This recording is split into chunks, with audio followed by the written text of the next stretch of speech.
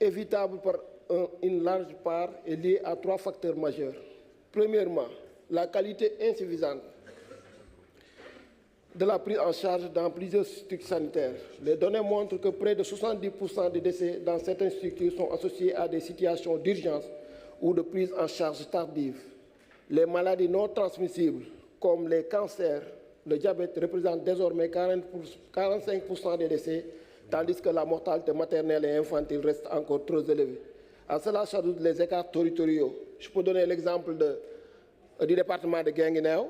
Donc, le département de Guinguinéo, centre de santé, ça date de plus de 40 ans, war nañ ko renforcer. Boo demee Mbos poste de santé la am dafa nekk en proximité war nañ ko def centre de santé secondaire. À Thiénaba aussi tamit bokkoon nañ ci benn programme d'investissement prioritaire 2023-2025 pour fa def fa centre de santé parce que xam ngeen ne localité Thiénaba moom dafay recevoir ay pèlerins ba pare dafa nekk en extension. Deuxièmement, nos structures souffrent d'un déficit de qualité organisationnelle.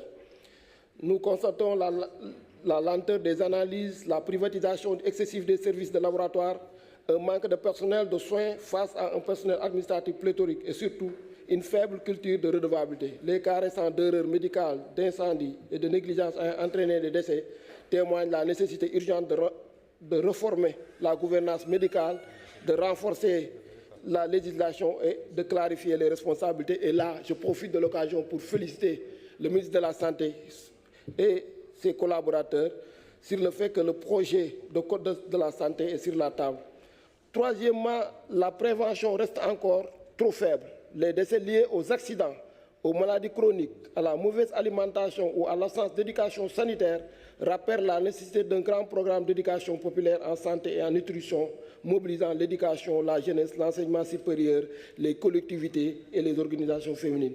Le Sénégal doit également investir davantage dans la recherche médicale, nutritionnelle et pharmacologique, intégrant nos savoirs endogènes, d'où l'industrialisation pharmaceutique. Je profite de l'occasion pour féliciter le DG de la SNPNA, mais également le DG de l'ARP. Malgré ces défis, des avancées majeures sont à saluer. La récente mission de l'OMS a confirmé le maintien du niveau NM3 de notre autorité de régulation pharmaceutique, preuve que les réformes engagées portent leurs fruits. L'amélioration des sous-indicateurs RS 0701 rendue possible par le décret sur les redevances consolide la viabilité financière de l'ARP et ouvre la voie à la finalisation du plan de développement institutionnel et au prochain benchmarking vaccin.